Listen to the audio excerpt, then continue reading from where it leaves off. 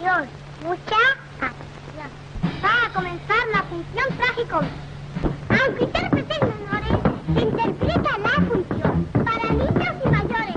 Atención, mucha atención.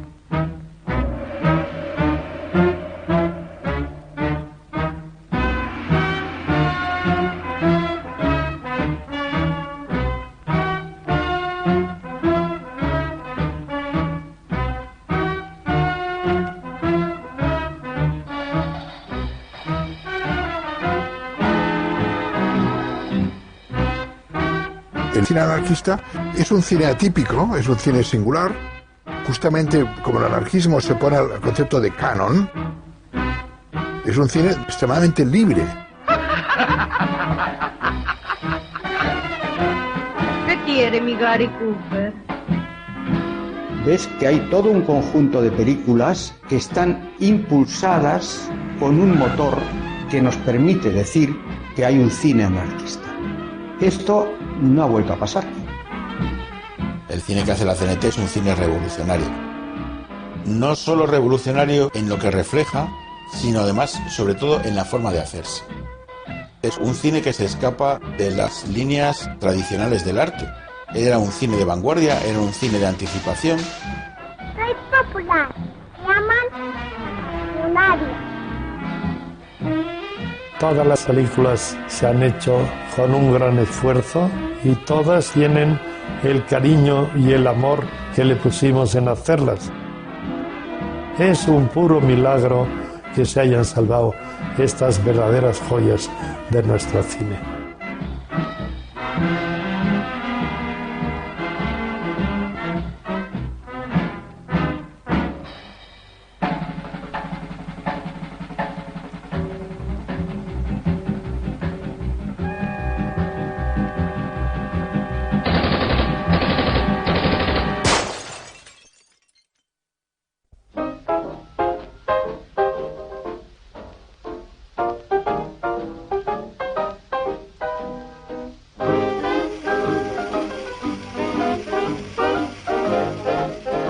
El cine empieza en todo el mundo como un espectáculo de barracas. Durante sus 10 primeros años, hasta 1905 aproximadamente, el cine no consigue estabilizar la exhibición. A partir de 1905 hay público suficiente para que haya salas estables. Esto quiere decir que hay mucha afición al cine. En los años 20 hay miles de locales en España. Por lo tanto, es un espectáculo con fuerza y con el que se cuenta. Yo empecé a ir al cine alrededor del año 24, 25. Eran películas mudas. Los programas dobles de película me los comía, vamos. Y de ahí, eso fue lo que desató mi gran afición al cine. Con la llegada de la Segunda República, el cine se convirtió en el espectáculo de masas por excelencia. La República intuyó rápidamente el potencial del séptimo arte y alentó la producción de films. La llegada de la República en abril del 31 coincide más o menos con la llegada del cine sonoro. Por tanto, supone la edad de oro del cine español. Y el cine español se convierte en un cine popularísimo. Y por única vez en la historia de España se produce una sintonía temática, estilística y estética entre la cultura de masas y el cine español, cosa que no había ocurrido con el cine mudo. Por tanto, el cine crea un Star System poderoso, Imperio Argentina, Antonieta Colomé, Ricardo Núñez, Presta Díaz Jimeno, y el cine se convierte realmente en un espectáculo popular. Y la gente canta las canciones que se cantan en las películas. Y hay películas como Nobleza la Turra, Morena Clara, La Verbena de la Paloma, que están meses en cartel. Muchas películas recaudan más que el cine americano, cosa que nunca más ha vuelto a ocurrir después, ¿no? Empiezan a aparecer grandes productoras con proyecto de continuidad.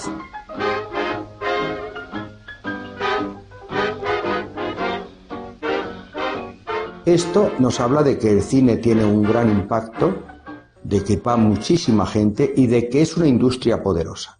Tenemos que tener en cuenta que en aquel momento España era la 7ª potencia mundial por número de salas de cine y la 12ª potencia mundial por número de películas producidas a lo largo del año. Los años 30 son los años en los que el cine alcanza la madurez. Ya no es solamente una especie de experimento físico o un divertimento, sino que al ganar además la posibilidad de la voz se convierte en un instrumento de propaganda muy importante.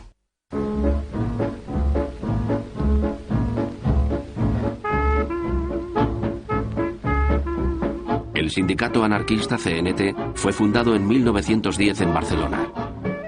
Muy pronto se convirtió en la organización sindical más sólida de la España republicana. Desde sus inicios, la CNT supo ver en el cine un instrumento muy eficaz de propaganda y expresión artística. El interés del cine por la CNT viene un poco por su propia ideología. El anarquismo estaba mucho más abierto a las vanguardias, a las novedades. El cine en los años 30 pues era uno de los elementos artísticos nuevos, una herramienta artística muy novedosa. La CNT cuenta cada vez con un número mayor de afiliados dentro de las empresas dedicadas a la producción, distribución y exhibición. En 1930 crea el SUEP, Sindicato Único de Espectáculos Públicos, que aglutina a todos los trabajadores de espectáculos públicos de España. El primer anarquista que se ocupa del cine con voluntad militante es un singular valenciano conocido con el nombre de Armand Guerra, que era un seudónimo bélico, porque Armand Guerra en valenciano significa Armando Guerra. Se llamaba José María Estíbaliz, que era un personaje trotamundos que vivió en Berlín, en París, vivió en Barcelona. Y este hombre ya antes de la Primera Guerra Mundial funda una cooperativa de cine proletario, de cine obrero, y rueda algunos cortometrajes. Entre ellos hay uno muy notable sobre la Comuna de París, de 1871, cuando los obreros alzaron barricadas en el París asediado por los alemanes, ¿no? Es un docudrama que mezcla documental y ficción, que será un rasgo típico de muchas películas anarquistas durante la Guerra Civil. Armand Guerra comienza en el verano de 1936 en Madrid el rodaje de la película titulada Carne de Fieras. Está protagonizada por Pablo Álvarez Rubio y la actriz francesa Marlene Gray, que en aquel momento representaba un número de circo en la capital. Carne de Fieras es una película de gran impacto porque el clou de la película es que una bailarina francesa, Marlene Gray, baila desnuda en una jaula de leones. Claro, y eso es, aún hoy día visto hoy día, uno flipa. Pues, no se ve cada día una señora desnuda muy guapa, además, bailando en una jaula de leones, ¿no?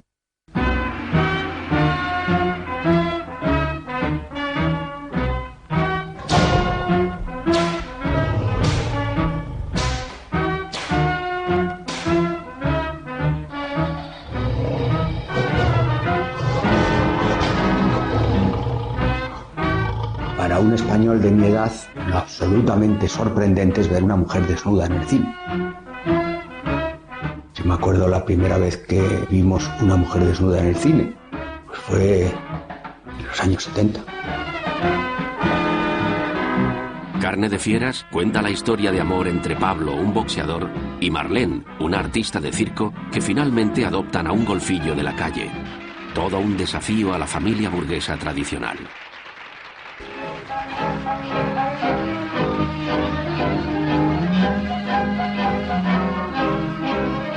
No tengo padre, ni madre, ni casa, ni nada. Soy un bichito del arroyo. Como no pegues fuerte ahora, estás perdido. Nada me importa para lo interesante que es la vida. Es un folletín lacrimoso en torno al tema del niño abandonado, el golfillo perdido, y un poco la contrafigura de la familia burguesa es el boxeador, y la bailarina desnuda se convierte en padres adoptivos de este niño abandonado, ¿no? Yo creo que lo que hace es reflejar aspectos, elementos de la sociedad que hasta entonces nunca habían sido tratados. Desde ahora tendrás padrino y madrina. ¿No es verdad, Marlene? Pequeño, Sherry. Y si todos los españoles hicieran lo que nosotros, se habían acabado los hijos del arroyo. Como dos personas que no tienen nada adoptan a alguien que parece que tiene menos todavía, y cómo forman un tipo de sociedad o de familia que se basa no en los lazos de sangre o en la riqueza, sino en la solidaridad y el apoyo mutuo entre los desposeídos.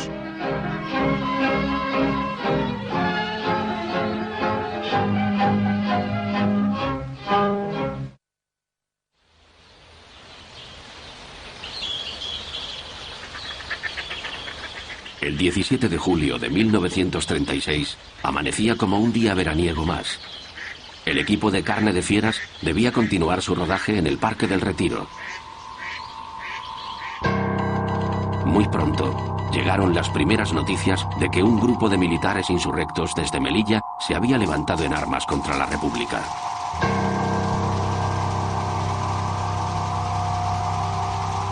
El rodaje fue momentáneamente suspendido.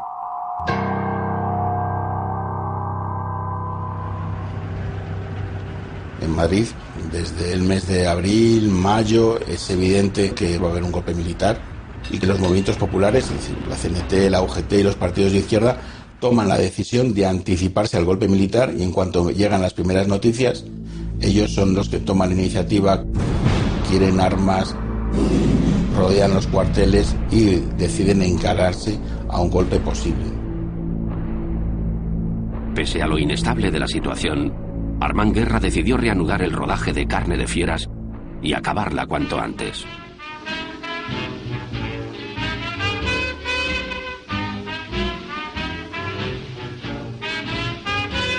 Se ve la interrupción que produce la guerra.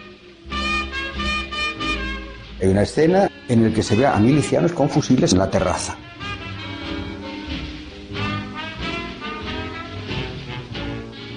Esto yo no lo he visto en ningún otro lado, es decir, de todo el cine de la guerra, ¿no? Se ve la irrupción de esos primeros días de la sublevación. La CNT y los trabajadores deciden terminar la película. Es un signo de normalidad. Esto era lo que estábamos haciendo, y a pesar de que hay una guerra y de que hay un conflicto, nosotros vamos a terminar la película con un objetivo claramente, que es el de difundir unas ideas. Reanudado el rodaje, el propio Armand Guerra compaginó su labor de director con la de actor, interpretando al siniestro criado de Marlene, secretamente enamorado de ella y capaz de cualquier cosa por conseguir su amor. Que Armand Guerra habría visto La parada de los monstruos me parece indiscutible. Ahí hay una influencia, es decir, no se está aislado. La barra de hierro ensangrentada la tuvieron en sus manos. ¡Usted es el asesino!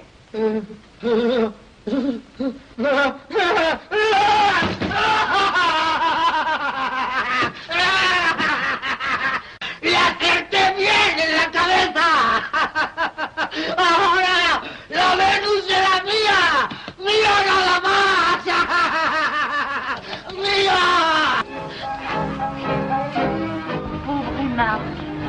Sí, pobre Mar. Pero yo no iba a consentir que mi adorada Marlene siguiera en su arriesgada profesión como Carne de Fieras. Tango, hermoso tango, tú me recuerdas mi noche de amor. Finalizado el rodaje, Armand Guerra, al igual que muchos otros cineastas, partió hacia el frente dispuesto a rodar con su cámara las escenas de la revolución. Carne de Fieras, la primera película rodada durante la Guerra Civil Española, no sería estrenada hasta 56 años después.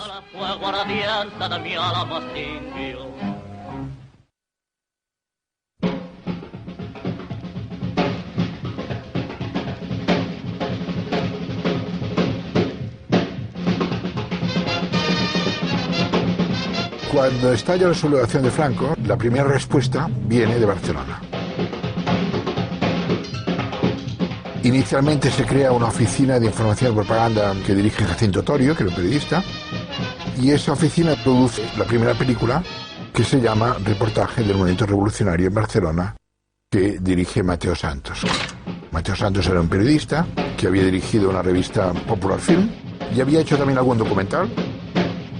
El reportaje del Movimiento Revolucionario en Barcelona se rueda entre el 19 o el 20, en mi opinión, de julio y el 23 de julio. Es una película con plan de producción, es hecha directamente por cámaras de la industria del espectáculo, cámaras del SUEP, y que es sostenida desde el punto de vista administrativo directamente por la CNT.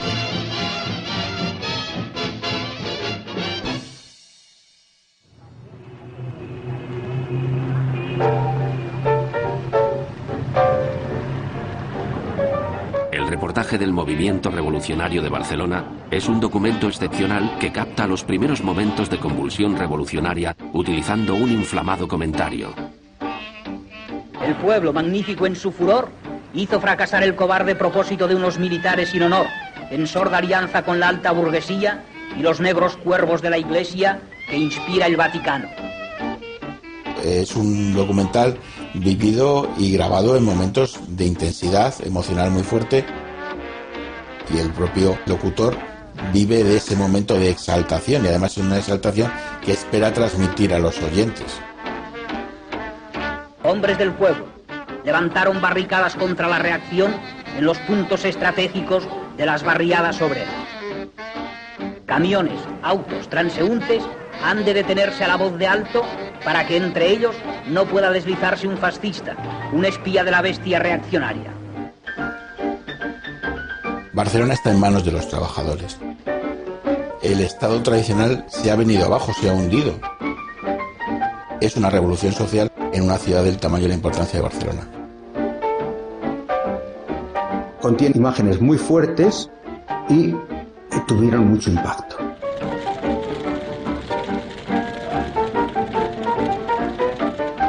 Es profundamente anticlerical, blasfema y muy incendiaria. Y el momento fuerte de esta película es cuando se exponen las momias de las monjas y los frailes a la puerta de los conventos e iglesias. Da una imagen tenebrista, medievalesca, atormentada, de un mundo oscurantista clerical, ¿no?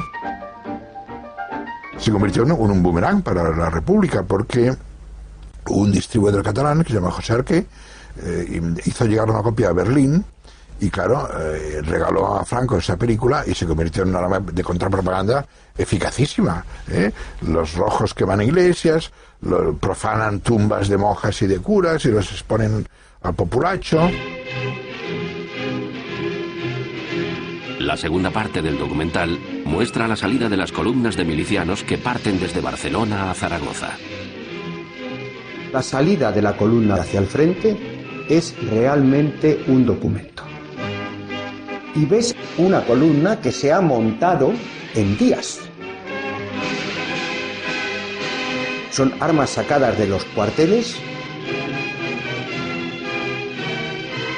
vehículos blindados con soldadura de chapa así directamente, una columna que se mueve en autobuses, cada uno de un lado. Esto es realmente llamativo. Zaragoza tiene una importancia estratégica fundamental en los primeros días. Por eso, desde Barcelona, el primer objetivo es: vamos a Zaragoza y vamos con la seguridad de que lo vamos a conseguir, porque dentro están nuestros hermanos. Zaragoza es una ciudad nuestra.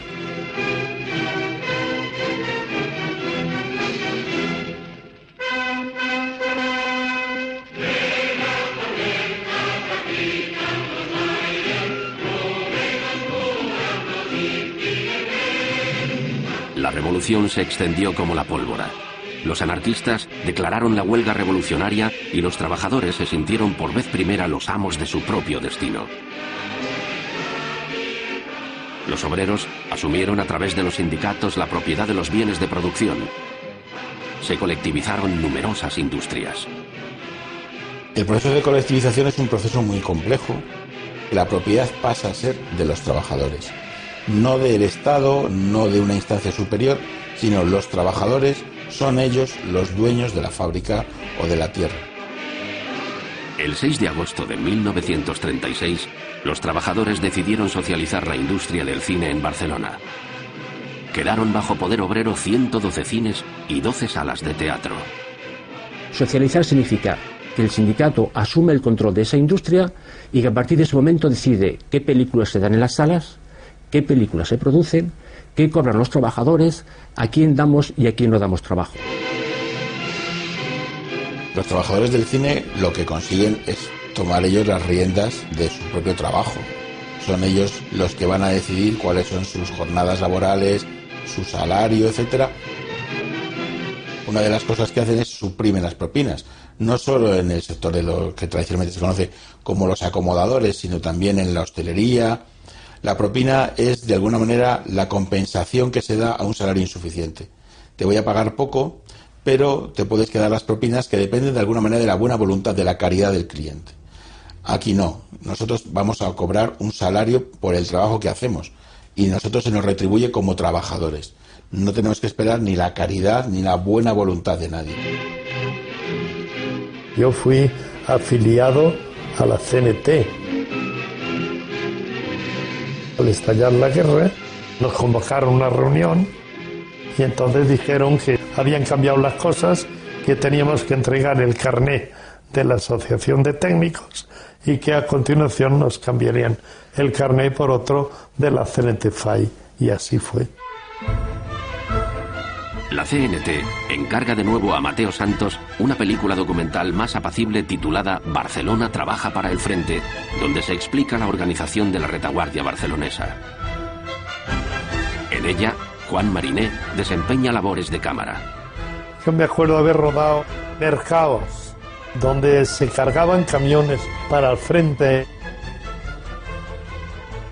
en unas costureras también, unas mujeres que hacían ropa para el frente y para los pobres.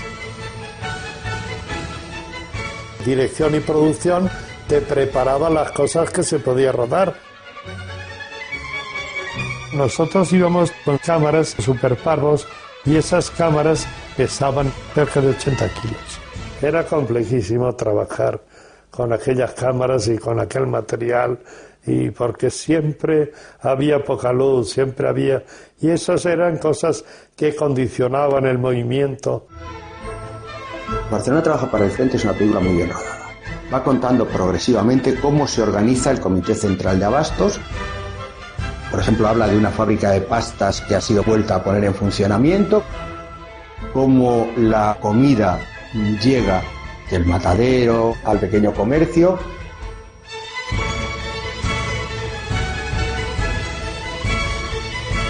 La última parte del documental muestra imágenes del lujoso Hotel Ritz de Barcelona, reconvertido en comedor público para los obreros. Con estas imágenes lo que intentan decir es que el poder de la burguesía ha caído. Los grandes edificios que marcaban el predominio burgués de la ciudad son sustituidos y tomados por los trabajadores. Lo que antes era un lugar reservado para una minoría elitista, ahora se ha convertido en todo lo contrario. Los trabajadores hemos entrado, hemos irrumpido y ocupado los signos más claros de lo que era el poder de la burguesía sobre la ciudad. En Madrid, a diferencia de Barcelona, no existía una fuerza hegemónica única. Había cines controlados por la JSU, la CNT, el PC o la UGT.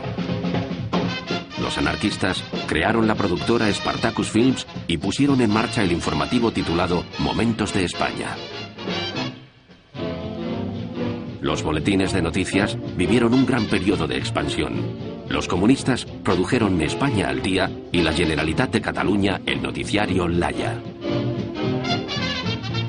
Para ir a rodar te daban 2 cajas de 30 metros cada uno y estabas obligado a entregar una noticia montada que tuviese 30 metros.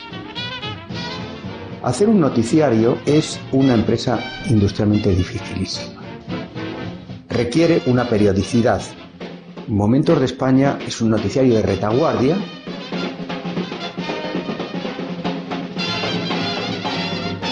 Tiene una escena de tranviarios muy curiosa porque se ven unas enormes barricadas de piedra, de adoquines, protegiendo las paradas de tranvía. Tiene una escena de fabricación de granadas, lanzamiento de granadas. Es un noticiario curioso.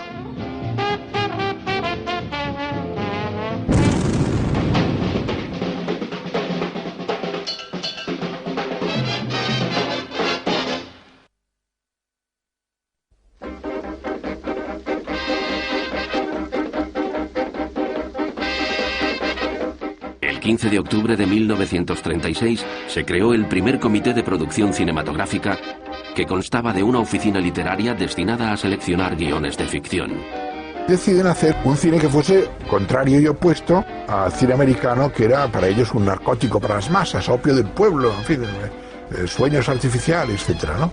Y deciden hacer un cine proletario, cine social, ¿no? El cine proletario tenía su tradición ya en el cine alemán antes del golpe de Hitler y sobre todo en la Unión Soviética. Había unos modelos a imitar, ¿no?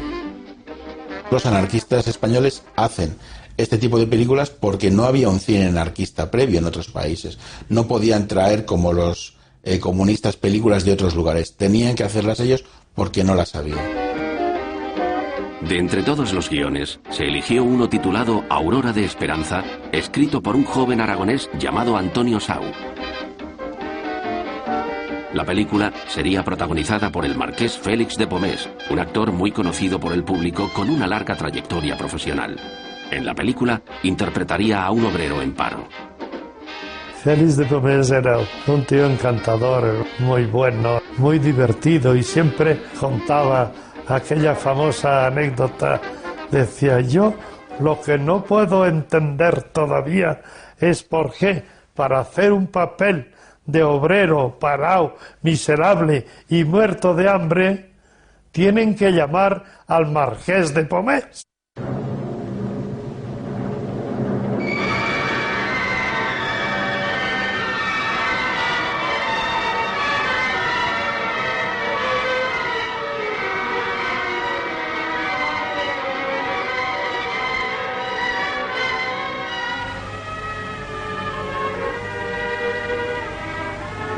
Es una película obrerista, el protagonista es un obrero en paro y entonces busca trabajo.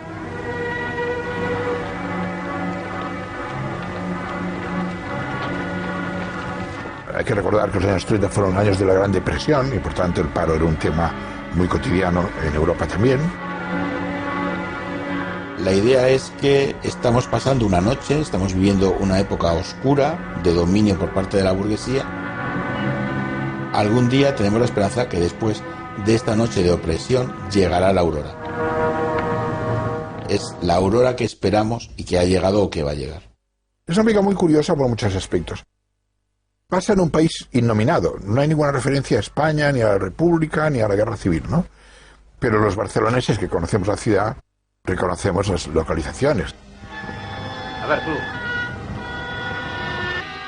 Otro. Venga. Tú, anda. Ninguno más, se acabó.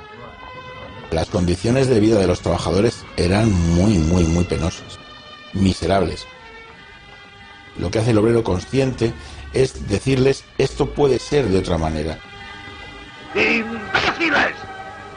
Nosotros tenemos derecho a comer tan dignamente como los demás. No podemos aceptar esa bazofia inmunda, propia para cerdos. Es una persona que sabe que esto no puede seguir así y que se revela de forma consciente. ¿Qué quiere usted? A usted que tiene un gran sueldo. ¿Qué le importa que un obrero se muera de hambre y le lleve a la ruina, a la desesperación, a la locura? Para eso me ha molestado. No hay vacantes.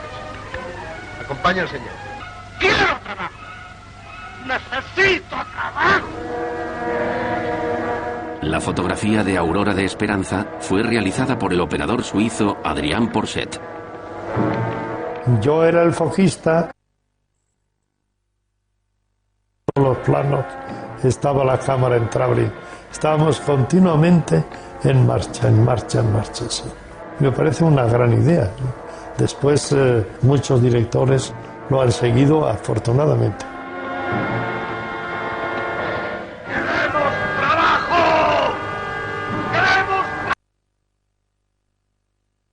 Esos ángulos contrapicados, arengando a las masas, eso tiene una cierta grandeza. En la ficción, un cine revolucionario. Hicimos el rodaje de la manifestación y un vecino,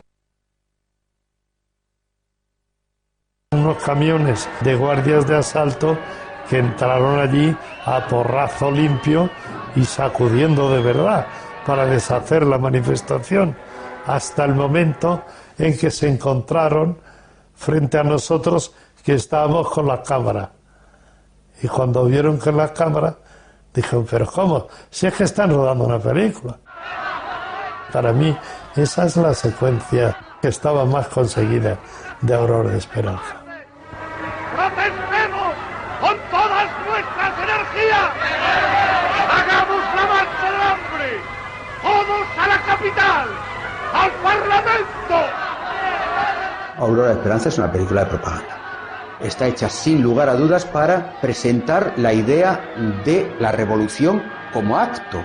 Dicen, ha llegado la revolución.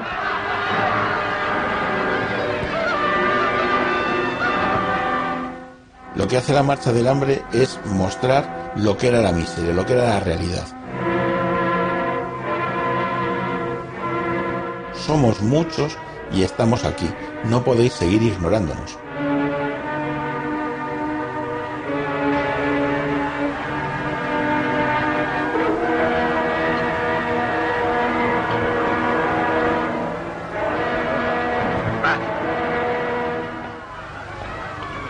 Bello espectáculo, ¿eh?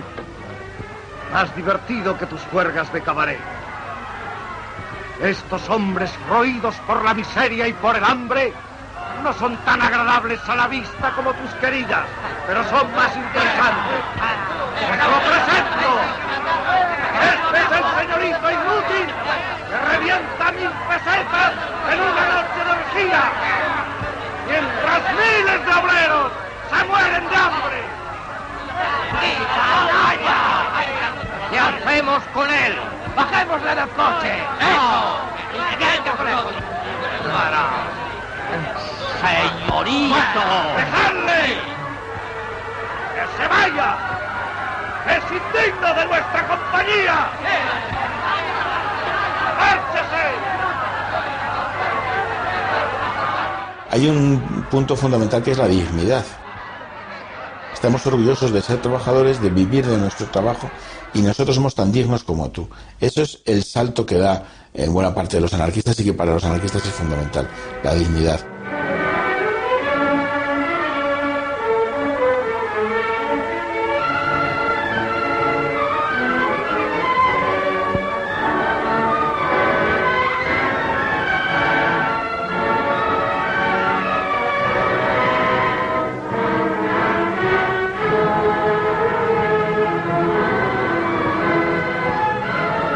Aurora de Esperanza está considerada como el precedente directo del neorrealismo europeo y uno de los trabajos más importantes de los 100 años de cine español.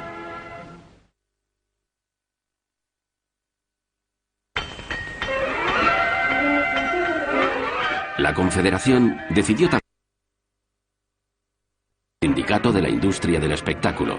La cabecera, rodada en una fragua, es una exaltación del trabajo manual, del cine como moldeador de conciencias y un homenaje a Buenaventura Durruti, que fue herrero y obrero metalúrgico.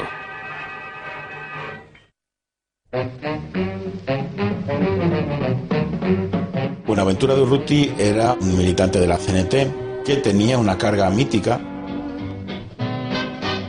Simboliza el héroe que necesita el movimiento libertario.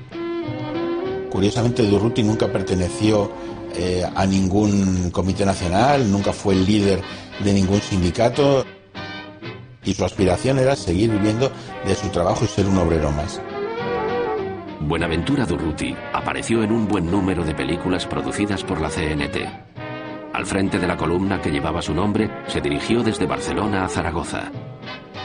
Todo el viaje está recogido en la serie titulada Los aguiluchos de la FAI por tierras de Aragón, filmado por el operador Adrián Porchet. Estaban rodados por una persona que sabía dónde poner la cámara y te sentías en un momento transportado en el frente y viviendo exactamente lo que estaba pasando allí. Había colas para ir a ver los noticiarios de los aguiluchos, eran preciosos.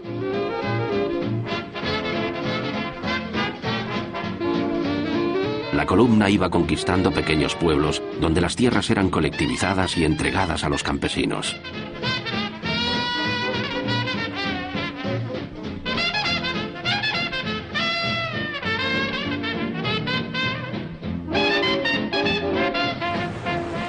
noviembre de 1936, la columna se dirigió a Madrid. Allí ruedan la serie documental Madrid, tumba del Fastio.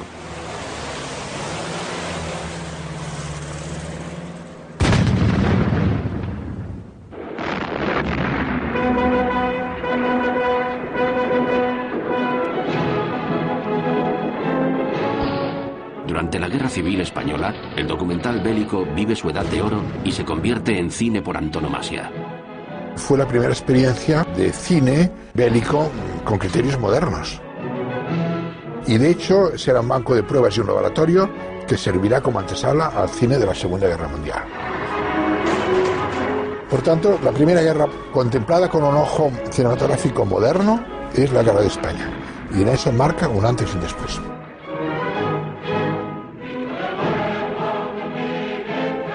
El 19 de noviembre de 1936, Buenaventura Durruti fue herido de muerte mientras defendía la capital. La República perdía a uno de sus héroes. Las cámaras de la CNT filmaron su entierro. Fue muy emocionante. Durruti era una persona muy querida, era un personaje muy popular, entrañable. Había noticiarios de todo el mundo rodando allí. Estaba yo súper emocionado por el esfuerzo de aquel hombre que vino a Madrid a jugarse la vida porque le interesaba defender Madrid.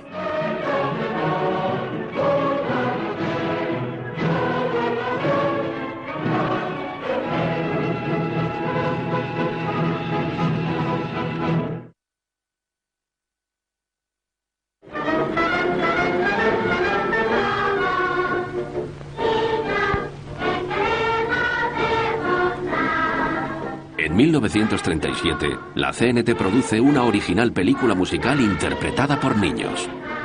Había llegado a España el cine de Shirley Temple y es muy curioso porque es una película infantil y musical, porque gran parte de ella se transcurre con coros musicales. Los niños eran de una escuela de baile importante de Barcelona y el rodaje estupendo y con ganas de venga y vamos a hacer otro y otro plano y este desde aquí y el otro desde allí y se hicieron muchos planos. Este número de los tambores era precioso.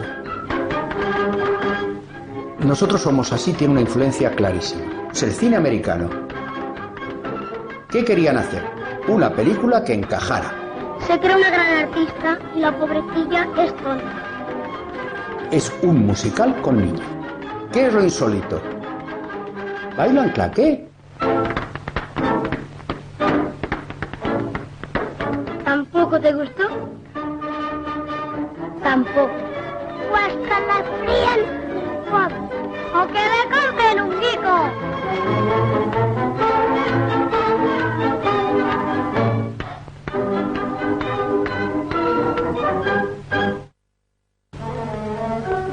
Nosotros somos así, cuenta la historia de un niño rico cuyo padre, al estallar la guerra, es condenado a muerte por espía. Marcha.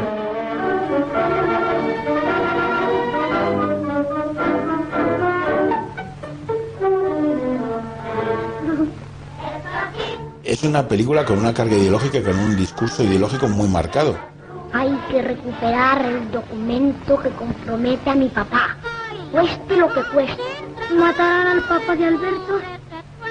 ¿Verdad que no le matarán? Pobre Alberto. El hecho de que sea protagonizada por niños le da un aspecto más suave a lo que sin embargo es una película con una carga ideológica muy profunda. Son los niños de la clase trabajadora los que finalmente interceden a favor del padre del niño rico. Vienen a pedirte que rompas el documento que compromete al papá y a Alberto. Pero estáis locos. Sin necesidad de ese documento, ya le han condenado a presidio. El pobrecillo se quedaría huérfano. Hagan usted por Alberto. Se portó tan bien con nosotras. Nos quería tanto. ¡Mentira! Me he portado mal con todo. He sido malo, orgulloso, soberbio.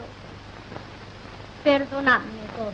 La presión de los niños pobres que juegan con el niño rico consigue enternecer el corazón de los del tribunal y finalmente le perdonan la vida, ¿no?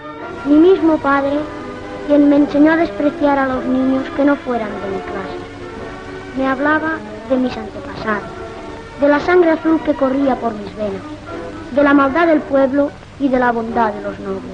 ¿Por qué me engañó mi padre? Es la lucha de clases a nivel de niños, ¿no? El niño rico, que finalmente es redimido, finalmente converso en la causa proletaria. Desde que me ofrecisteis vuestras manos, ya soy otro porque sé que todos somos hermanos. Ahora quiero con afán parecerme a los de abajo, a los que ganan el pan con el sudor del trabajo. Y así, aun siendo un titán, me creeré un renacuajo. Tras de escuchar todo cuanto ha dicho Alberto, ¿qué debemos acordar? Pues que lo pasado ha muerto y debemos perdonar. Y ahora, para terminar, tras lo sucedido aquí, ¿qué debemos contestar? ¡Nosotras somos así! ¡Nosotros somos así!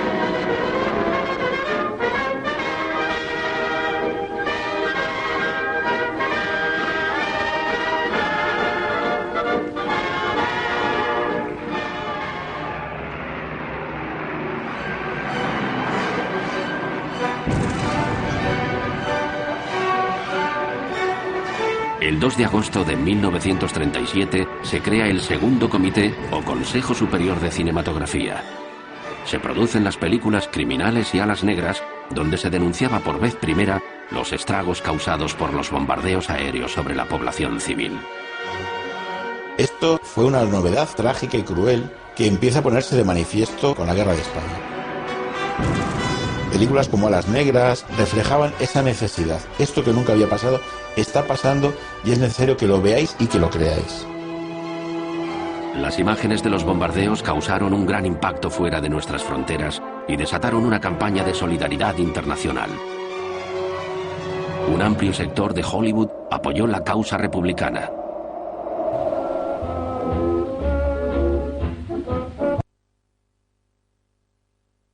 Paradoja. La mayor parte de la profesión era pro-republicana, actores, directores, guionistas.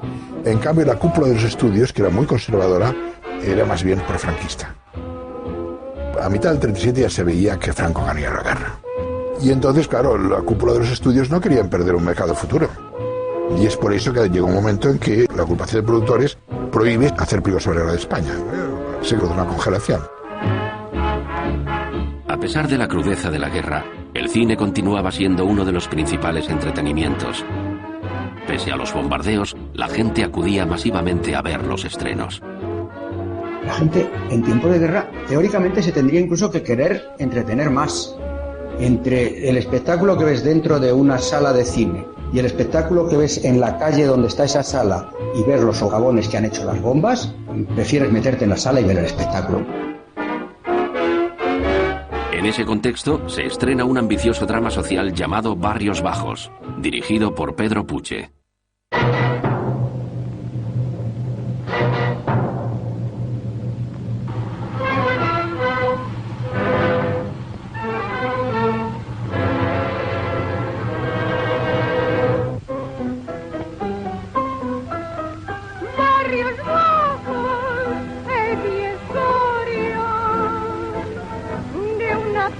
Barrios Bajos es un folletín social muy influido por el cine francés de la época. Es una película de ambiente prostibulario, barrio bajero.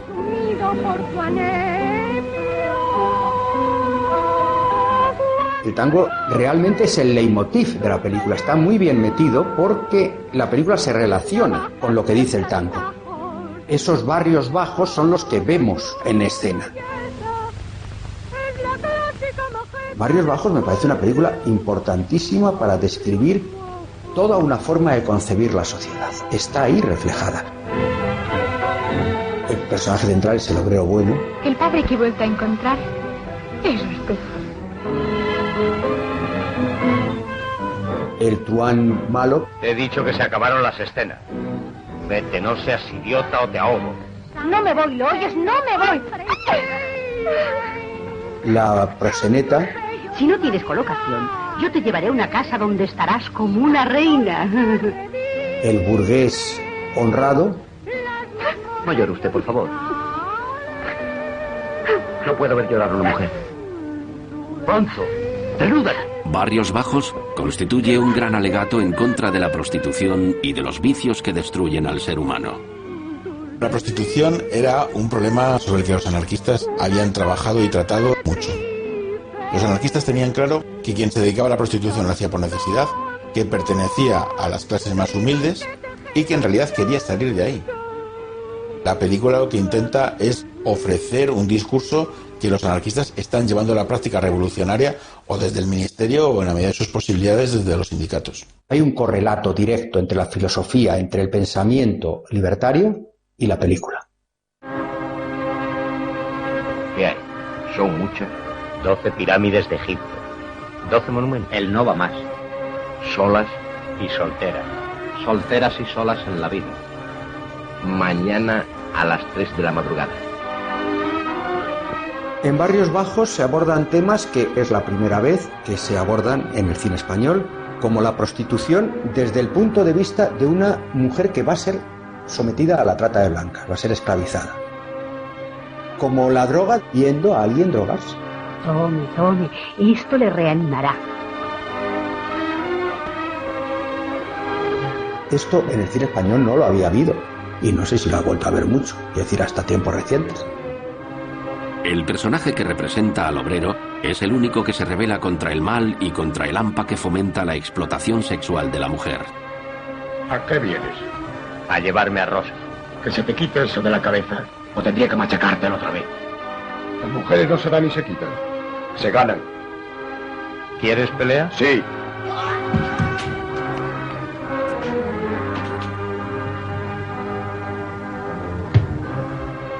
El final es bastante negativo. Lo que ocurre es que también hay un componente de mártir, la muerte del hombre, como vía necesaria para la liberación de la mujer. Es un final un poco agridulce, más bien duro. Cristo, qué guapa es. Quiere la mujer. Ay,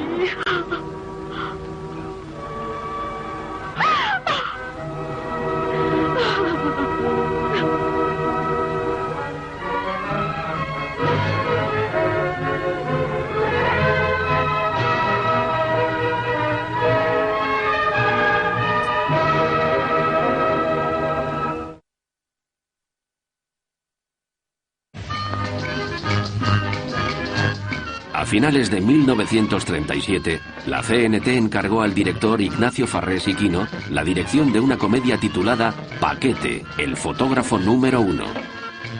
La película estaría protagonizada por dos actores desconocidos hasta la fecha, Paco Martínez Soria y Mari Sampere. El asesor artístico pues dijo que no le parecía bien cómo se habían escogido los actores, porque qué se iba a esperar de un tío tan insignificante que no tenía nada, ni era alto, ni era fuerte, ni era gordo, ni era delgado, simplemente se llamaba Paco Martínez Soria. ¿Qué se va a esperar de ese señor? Y después, por si fuera poco, la dama que han escogido, que es horrible, fea, alta, desgarbada y que se llama Mari Sampere. A ver qué van a hacer dentro de unos años esta gente no van a hacer nunca más cine. Y lo querían echar al director por haber escogido a esos dos actores. Lamentablemente, de esta película solamente se conservan unos pocos fotogramas, ya que el resto se perdió en un incendio.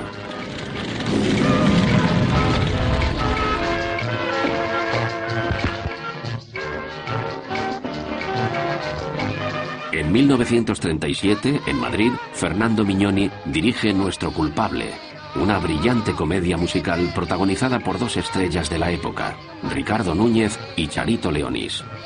En la película, Ricardo Núñez interpreta al Randa, un ratero de poca monta, y Charito Leonís a la amante de un banquero. Yo no soy un ladrón. ¿Eres un caballero? ¿Qué va? Soy lo que me dice la gente. El Randa. ¿Qué buscas aquí? Unas cuantas perras para los chaveas, nada más. El Randa roba a un banquero, bien, un aplauso, roba a un banquero, y le roba a la novia, o sea, doble bien, ¿no? Y va a parar a la cárcel. Es una película muy influida por René Clair, por ahí números musicales corales en la cárcel, los guardianes y los presos.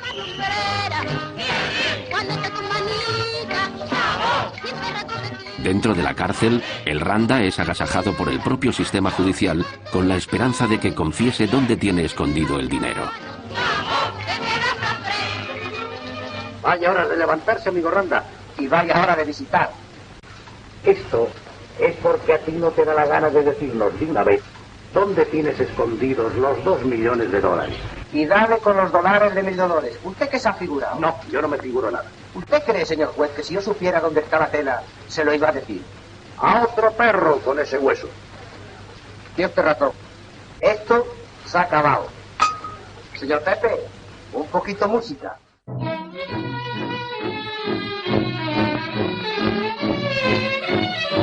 Nuestro culpable es una película musical que quiere ser una comedia divertida.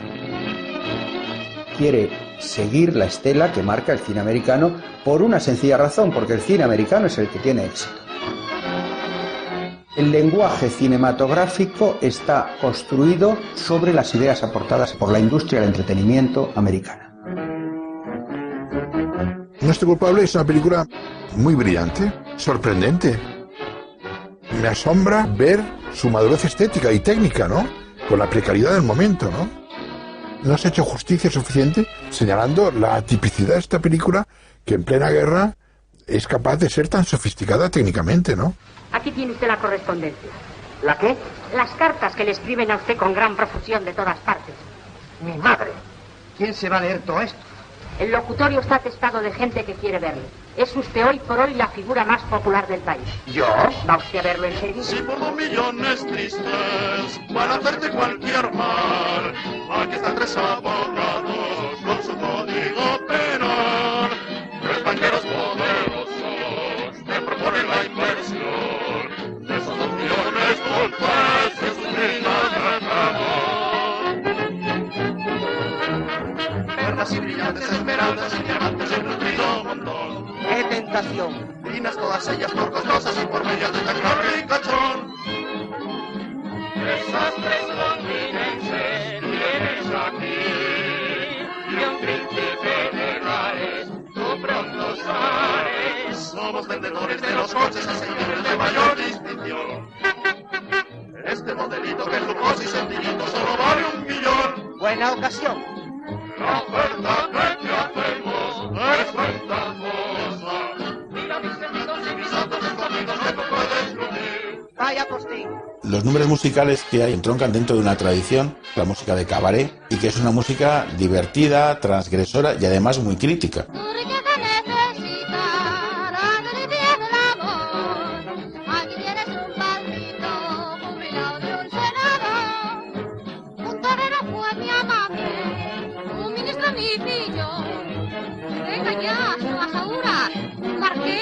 Mi costón.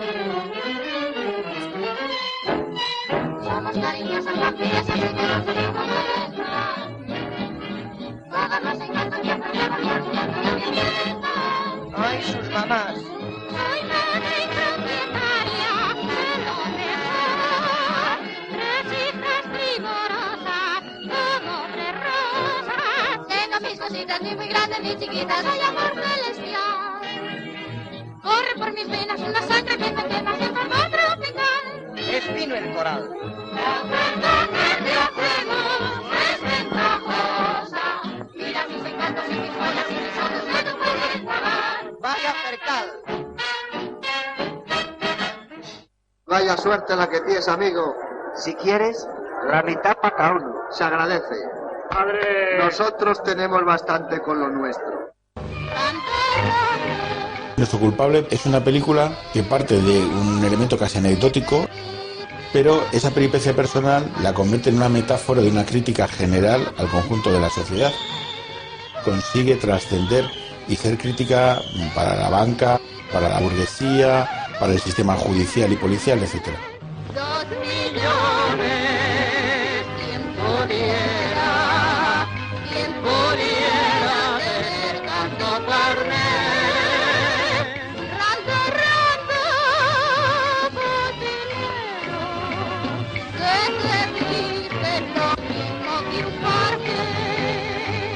El Randa es el más grande, el tío más lumbrera,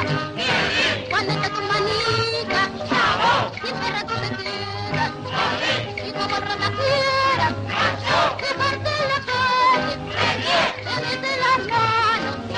¿Dónde vamos? A la cárcel. Deprisita que se me hace tarde. Los 2 millones me los llevé yo sola. Aquí están.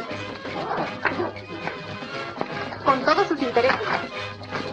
Ahora supongo que pondrá inmediatamente en libertad a esa pobre víctima. Si alguien ha de responder del robo, es natural que sea yo. De ninguna manera. Nosotros tenemos ya nuestro culpable. ¿Para qué queremos otro?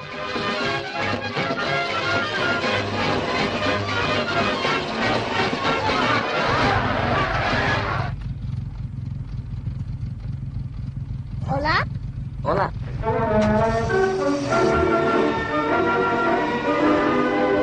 Nuestro culpable fue una de las últimas películas anarquistas que se estrenó en los cines en 1938. Al finalizar la guerra, la mayor parte de los trabajadores de la industria colectivizada del cine tuvo que partir hacia el exilio, dejando tras de sí un legado único. Durante los casi 40 años de dictadura franquista, este cine permaneció oculto y relegado al olvido. El archivo anarquista fue en gran parte para Ámsterdam, por tanto, hasta el final del franquismo, mencionar el cine republicano, el cine rojo, era tabú, mejor no hablarlo. De hecho, este cine no se redescubre hasta la Bienal de Venecia del 77, que hace una gran retrospectiva del cine español de la guerra.